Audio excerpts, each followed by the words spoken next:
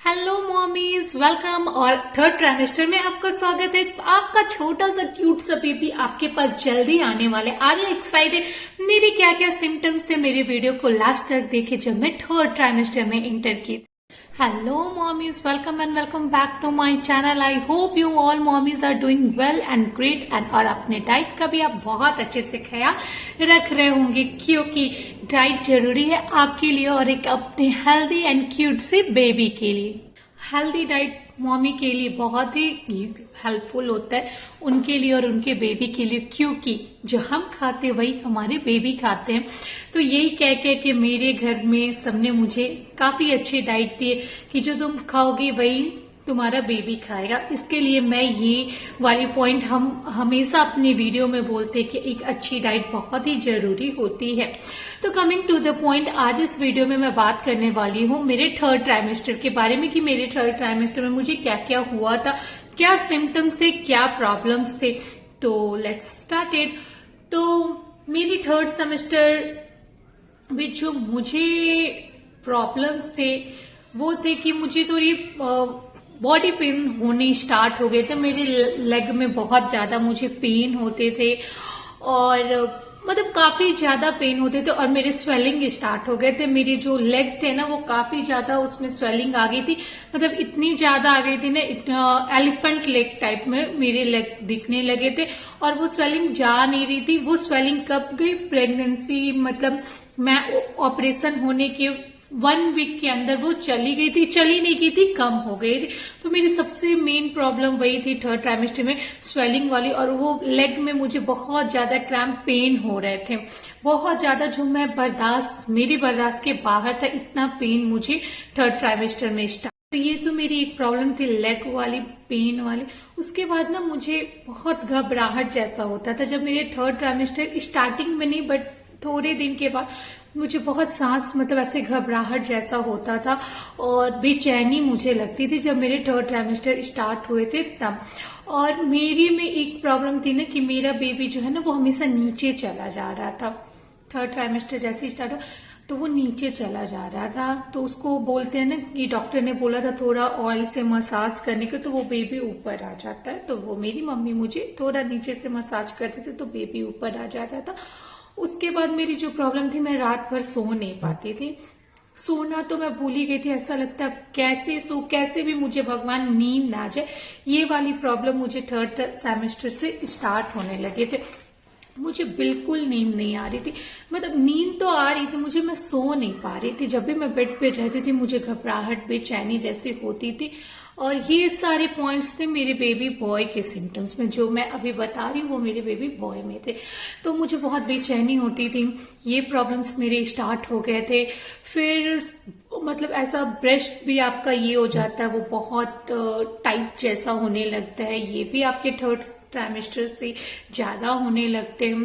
तो ये सब कुछ प्रॉब्लम्स मुझे स्टार्ट हो गए थे। बात करें मेडिकल रिपोर्ट्स के बारे में, तो मैं जब सोनोग्राफी, तो फिर मेडिकल इश्यूज मेरे कुछ ज्यादा नहीं थे। मेरे में ये प्रॉब्लम थी कि ये मेरी सेकंड प्रेगनेंसी थी। तो मे भी ऐसा डॉक्टर ने मतलब मुझे सजेस्ट किया था कि आपकी 9 मंथ तक जो है ना वो नहीं जाएगी, आपको पहले ऑपरेशन कराना पड़ेगा। मेरी जो अप्रैल में डेट थी, डॉक्टर ने मुझे अप्रैल में डेट दिया था, बट मेरा बेबी मई में मुझे डॉक्टर ने दिया था डेट कि मई में आएगा सोनोग्राफी के अकॉर्डिंग भी। और मेरा बेबी जो था वो अप्रैल में हो गया था, मतलब 18 डेज पहले हो गया था। तो ये थी, और मुझे डॉक्टर ने पहले ही बता दिया था जब मैं थर्ड ट्राइमेस्टर में गई थी और मैं अपने सोनोग्राफी के लिए गई थी तब। उसके बाद मेरी जो और भी प्रॉब्लम्स, ऐसा कुछ नहीं था। और सोनोग्राफी के बारे में आते हैं तो उसमें एक तो था हार्ट बीट।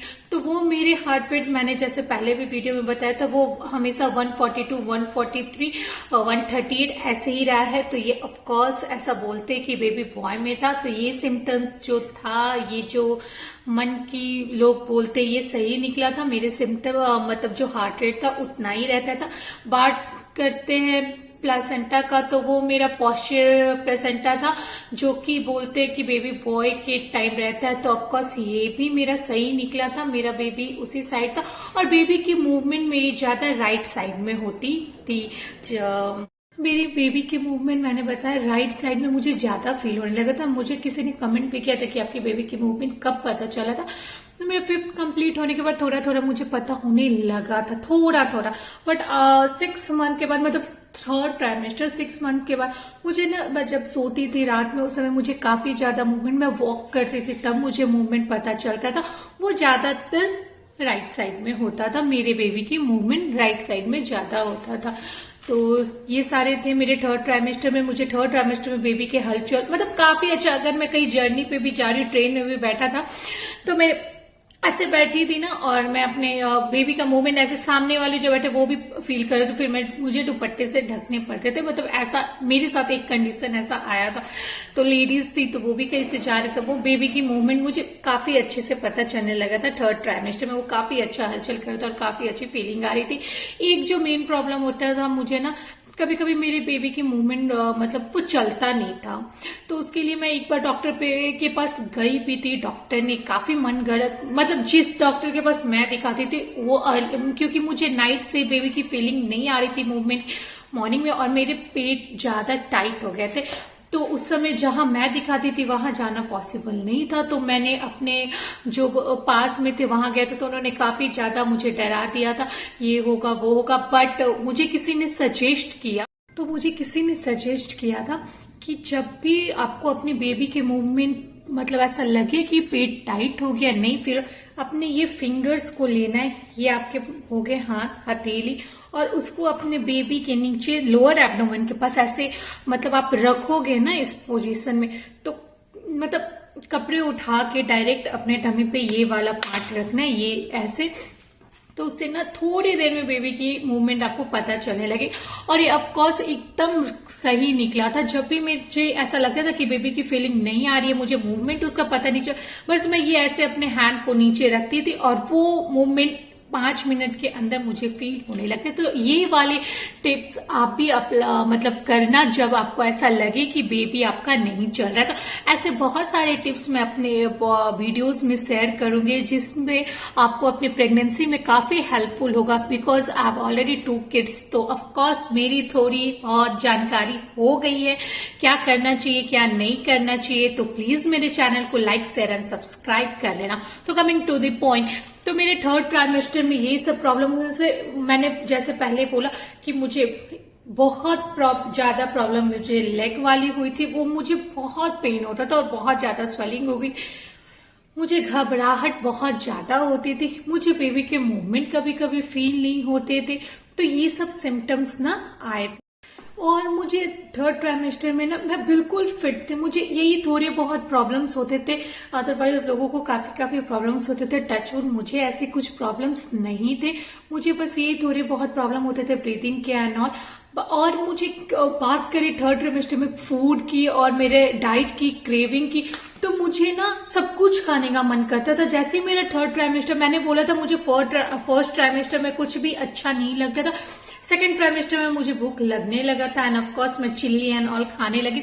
3rd ट्राइमेस्टर में मुझे ऐसा था, मुझे जो चाहिए था वो मुझे खाने का मन कर रहा था, कि मतलब कभी मीठा खाने का मन कर रहा था, कभी तीखा खाने का मन कर रहा था, कभी साउथ इंडियन खाने का मन कर रहा था। मतलब मैं 3rd ट्राइमेस्टर में ना सब कुछ खाई हूँ, सब कुछ। मुझे ऐसी क्रेविंग हो गई थी 3rd ट्राइमेस्टर के टाइम। तो मैं हॉस्पिटल एडमिट होते होते मैंने सब कुछ खाया था। एक प्रॉब्लम थी कि मुझे ब्लड चेक कराने के पहले वो 3 टाइम्स कराते हैं भूखे में, फिर कुछ जूस लेके आना। तो उसमें ना मैंने कुछ ज्यादा ही जूस वगैरह पी लिए थे, उसमें मेरे शुगर ज्यादा आ गए, तो उसके लिए डॉक्टर ने मुझे एडमिट भी कर लिया था।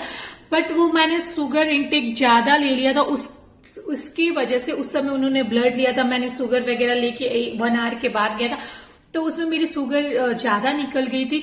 तो इस टॉपिक के अकॉर्डिंग मैं ये कहना चाहती हूँ कि प्लीज आप शुगर इंटेक ज्यादा नहीं लेना। अगर आप बस ऐसे छोटे मोटे प्रॉब्लम्स मुझे मेरे 3rd ट्राइमेस्टर में होते थे, और उसके बाद दिन पास आते गए मुझे मेरे बेबी से मिलने के लिए।